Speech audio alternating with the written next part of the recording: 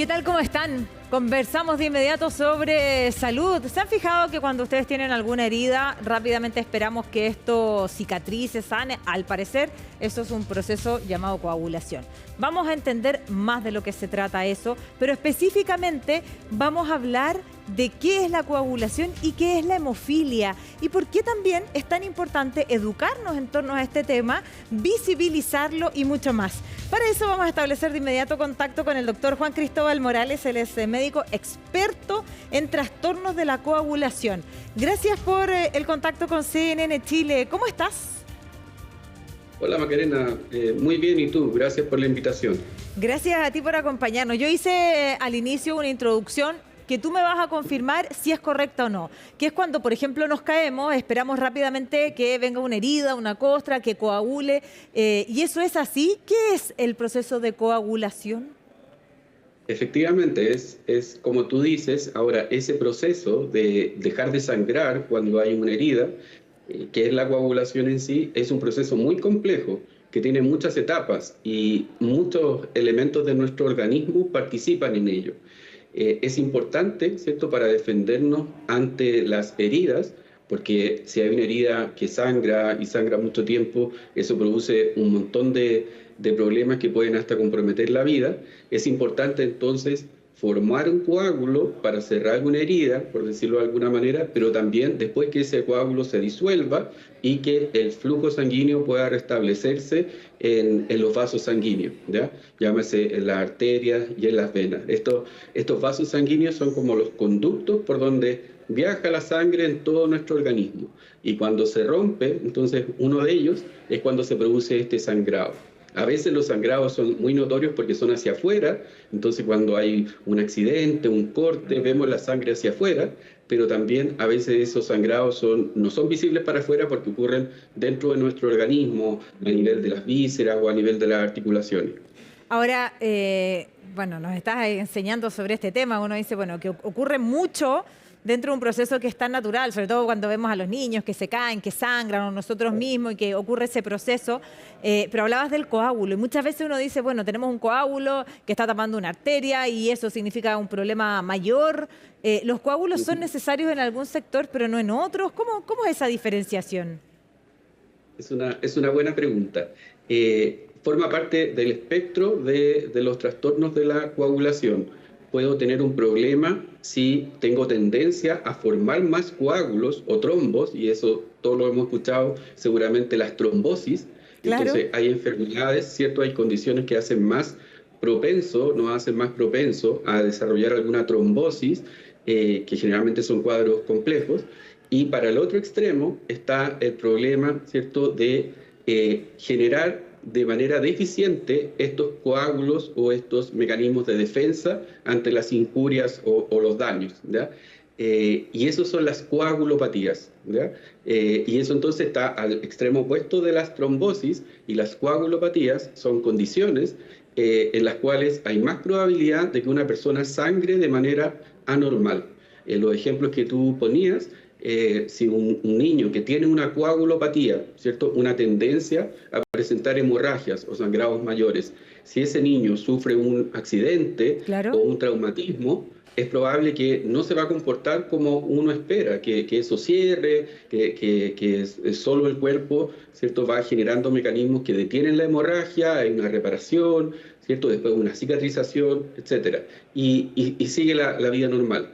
Hay un conjunto de enfermedades que se llaman las coagulopatías, en donde hay mayor tendencia a sangrar, y eso claramente puede ser un problema en las situaciones como tú decías, en un niño que puede tener algún accidente, también ante una cirugía que alguien tenga que realizarse, ¿cierto? En una cirugía de por sí se realiza un corte, ¿cierto?, por algún motivo, y se espera que después esa herida cierre y cicatrice.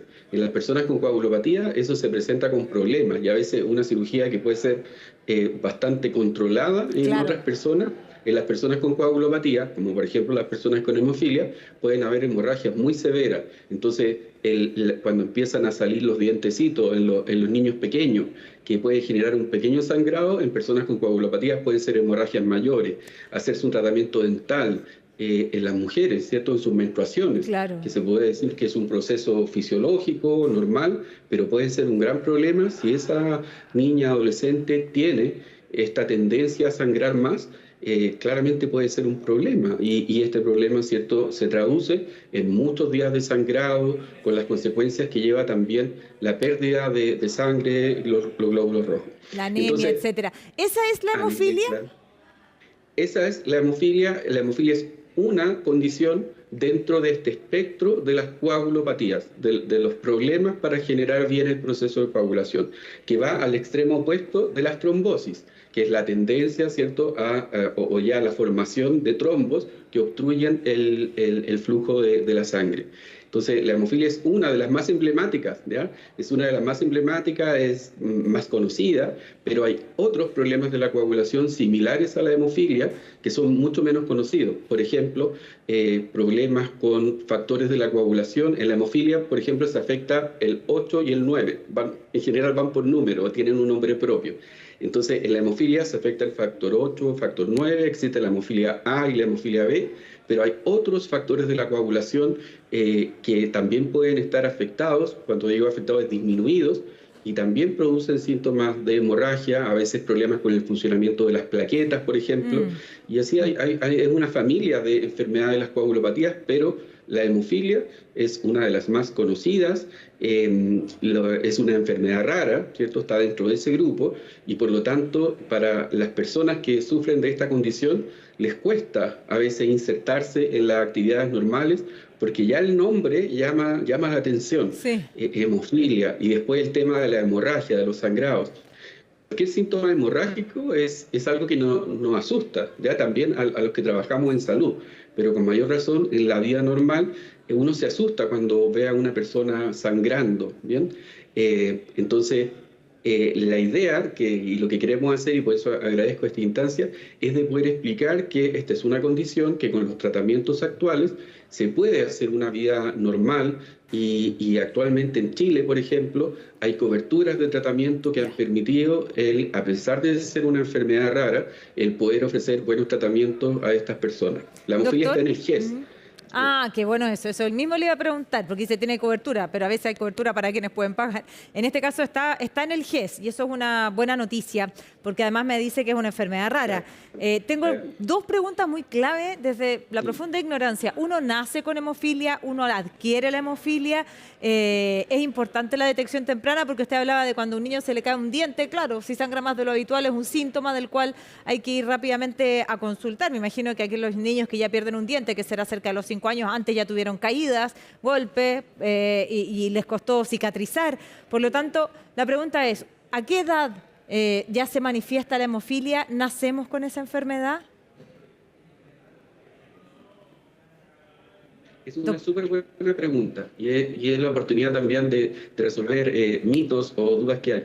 En general, la gran mayoría de las personas nacen con la alteración genética que produce la hemofilia, ¿ya? Esto es una enfermedad que tiene un origen genético, por una mutación, por una alteración en un gen que se encuentra en el cromosoma X. No sé si te suena que para definir el sexo de una persona está el cromosoma X y el cromosoma Y. Entonces, la mujer es XX y el hombre es XY. Bien, la hemofilia, da lo mismo, un detalle técnico, pero la hemofilia en su origen genético está asociado al cromosoma X. Bueno, la mayoría de los casos sí se deben a heredar el gen, ¿cierto? Y producir la enfermedad. Como esto va ligado al sexo, hay una relación que uno puede prever mayor probabilidad de transmisión del gen desde la mujer hacia el hombre, ¿ya? Pero, y ahí viene en el fondo el derribar algunos mitos, hay casos en que yo no poseo en mi familia algún antecedente familiar de hemofilia y soy la primera persona que presenta la mutación. O sea, una persona cualquiera puede presentar por sí sola la mutación sin heredarlo a través de la descendencia de su antepasado. Y eso se llama mutación de novo, y eso puede llegar a ser hasta el 30% de los casos. Entonces, en la mayoría de las veces, cuando hay casos que son bien sintomáticos, bien severos, uno se puede adelantar si es que existen antecedentes de la familia, puede prever que esa persona sí o sí va a tener hemofilia, va a heredar el gen, o es muy probable que lo tenga, pero también hay personas que no tienen estos antecedentes familiares y también la pueden presentar. Y tú me decías, ¿desde cuándo se sospecha? Puede ser desde muy temprano, ¿ya? Obviamente, como en todas las enfermedades, hay un espectro de presentación desde casos muy severos a casos muy leves, ¿ya? La severidad está dada por cuánto factor tengo, ¿ya? Mientras más déficit tengo, o sea, tengo menos factor de coagulación, tengo una enfermedad más grave, ¿ya? Y esto entonces en casos graves puede presentarse desde el momento del nacimiento.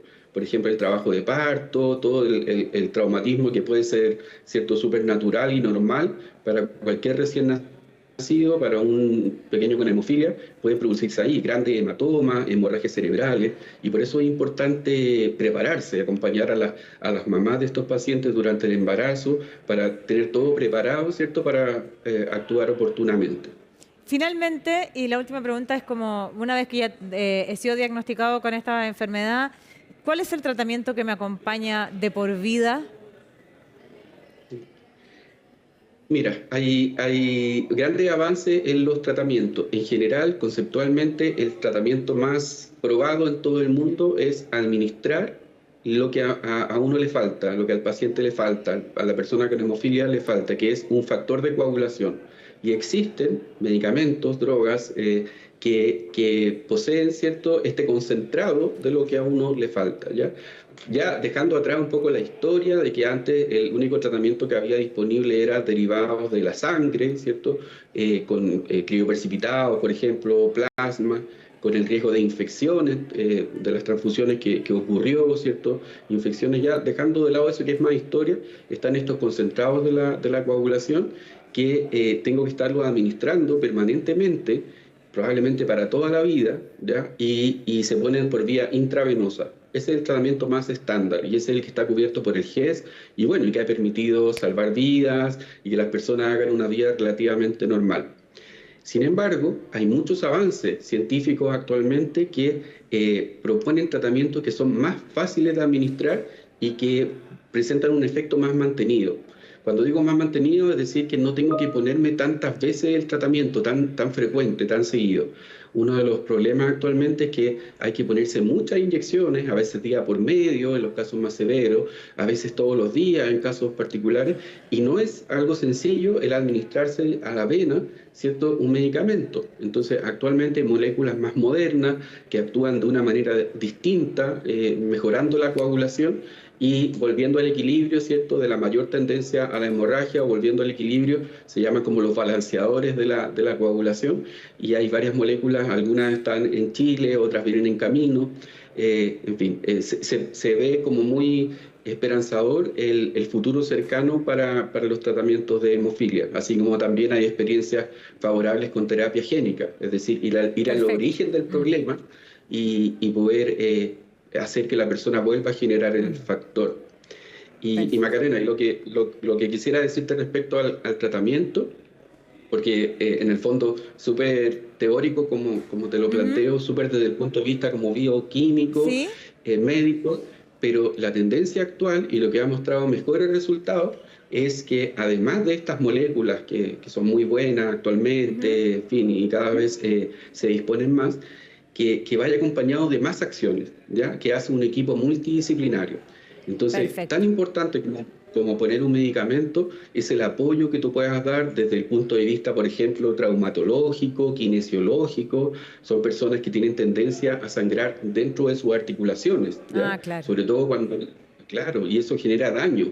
Estoy hablando de los casos severos o los que no tuvieron en su momento acceso a estas terapias que en su esquema preventivo se llaman profilaxis hemorrágica. Bueno, Bien. entonces la educación que puede hacer el personal de enfermería, el apoyo psicológico, el apoyo social, eso es lo que ha demostrado mejores resultados y es como hemos podido implementarlo en nuestro hospital, en el Sotero del Río, donde hay un equipo multidisciplinario, ¿cierto?, que da apoyo, además del tratamiento farmacológico, en este acompañamiento más global de la salud integral. Exacto. Que la persona espera tener a lo largo de su vida. En el fondo, las personas con hemofilia tienen los mismos objetivos y las ganas de estar bien que las personas sin hemofilia. Entonces creo que el desafío es este enfoque integral, alcanzar una vida plena con las tecnologías que hay, pero también con este apoyo abarcando muchos más aspectos de la salud. De todas maneras, doctor, gracias por habernos ilustrado sobre la hemofilia, la coagulación y tantos aspectos que tienen que ver con nuestra salud. Que esté muy bien. Muchas gracias, Macarena. Chao. Bien, pues y nosotros dejamos hasta acá la presente entrevista CNN. Ya nos encontramos en una próxima oportunidad. Será hasta entonces.